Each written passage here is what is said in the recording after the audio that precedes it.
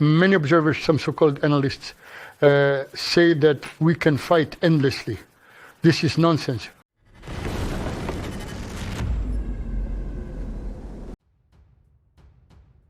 Ukrainian forces annihilated a Russian convoy on the Pokrovsk front. Russian troops tried to use poor weather for a surprise push, sending 3 IFVs, infantry, and a swarm of motorcycles.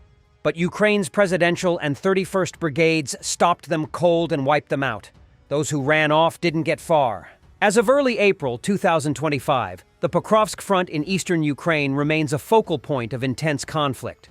Russian forces have escalated their offensive operations, resulting in hundreds of strikes per day targeting Ukrainian positions. In response, Ukrainian troops are conducting counteroffensive actions. A Russian BTR-80 with meat protection on top was destroyed by the 427th Separate Regiment of Unmanned Systems Warthog. The crew that ran was targeted afterwards. Russia has suffered significant losses of T-80 main battle tanks during its invasion of Ukraine. Reports indicate that by December 2024, over 1,000 T-80 tanks had been destroyed, damaged, abandoned, or captured. This depletion has forced Russia to deploy older Soviet-era tanks, such as the T-80, often with improvised armor, to compensate for the losses. Despite efforts to replenish its tank forces, Russia's reliance on outdated equipment underscores the challenges it faces in sustaining its armored capabilities amid ongoing conflict. If we keep fighting, we'll stumble upon the need to mobilize reservists, just like in the fall of 2022, and that's a mortal danger for Russia.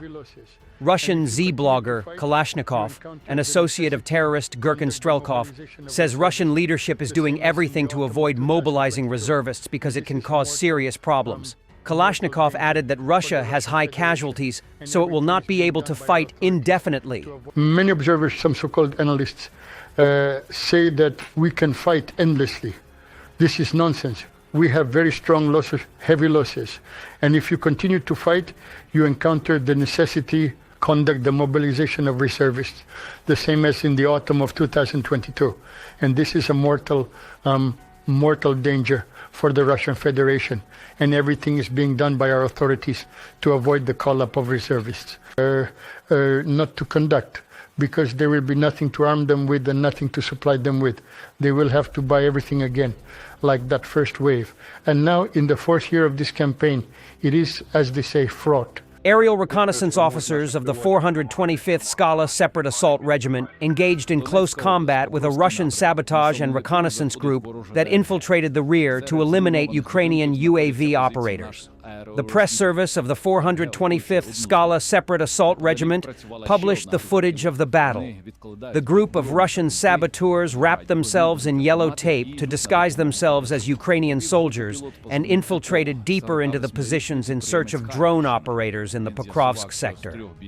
The invaders entered the settlement and surrounded a partially destroyed building where the drone control point and operators of the 425th Regiment were located. This was immediately reported to the command, which alerted the adjacent units about the threat. Nearby, several other UAV pilot groups were operating and decided to support their surrounded comrades. A 48-year-old soldier with the call sign Ecologist, along with 2 other operators, grabbed assault rifles and went into battle while the other groups provided drone support. By their accent, it was clear that they were a sabotage and reconnaissance group. Our guys were in the basement and they were in the yard. I didn't hesitate to go. If we hadn't made it in time, the guys would have died. Ecologist, a fighter from the 425th Skala Separate Assault Regiment, shared. Ukrainian FPV drones began actively targeting the enemy saboteurs, forcing them to hide in one of the buildings. This allowed 3 Ukrainian fighters to approach the buildings and throw grenades at the enemy group. After the saboteurs in the building fell silent, the Ukrainian soldiers managed to free 2 surrounded pilots from the basement and, under drone cover, safely evacuate them from the danger zone. Russian military forces are actively using sabotage and reconnaissance groups for operations in the Ukrainian rear, aimed at undermining the capabilities of the defense forces. These are mostly groups that infiltrate through the northern border, but such attempts continue even in active combat areas. In December last year, the Special Operations Forces neutralized one of these groups that was trying to infiltrate the Sumy region through the border settlement of Myropilya. The enemy was detected in time by a reconnaissance drone accompanying them, and then drones with ammunition were directed at them. The tactics of sabotage groups are also used by Ukrainian special forces, with their priority operational area in recent months being the Kursk operational zone. In early December, fighters from the 8th Separate Special Purpose Regiment lured a platoon of Russian Marines in armored vehicles into an ambush by requesting reinforcements on behalf of captured invaders. This same SOF group raided into the enemy's rear and captured enemy positions, eliminating 7 invaders and taking 8 more prisoners in the Kursk region. Latvia is sending another 1,500 combat drones to Ukraine. In total, 2 Latvian companies will deliver 12,000 drones worth 17 million euros in the first half of 2025 as part of the International Drone Coalition. Russian terror continues. A ballistic missile strike on Kryvyi Rih has killed 4 civilians, according to regional authorities. This is nothing but terrorism. Want to hear how Republicans talked about tariffs before Trump castrated all of them? A tariff is a tax on Americans. A tariff isn't paid by the exporter. China's not going to pay the tariff. The buyer is going to pay the tariff. Donald Trump has proposed a 40% tariff, which is a tax on all of you. I think raising your taxes by 40% would kill jobs all across this country. I have never agreed with the president's tariff policy, and that's why I do call him and I say, Mr. President, I need to talk to you about these tariffs. And he will come back and he'll say, oh, Joni, I know that you don't like tariffs, but I'm a tariff guy. Taxing European car imports hurts BMW because they can do the same thing to us. China wins when we fight with Europe. China wins when the American consumer has higher prices because of tariffs that don't affect Chinese behavior. Now with a 10% tariff laid down, who pays that tariff? The American workers and the American companies pay the brunt of all those.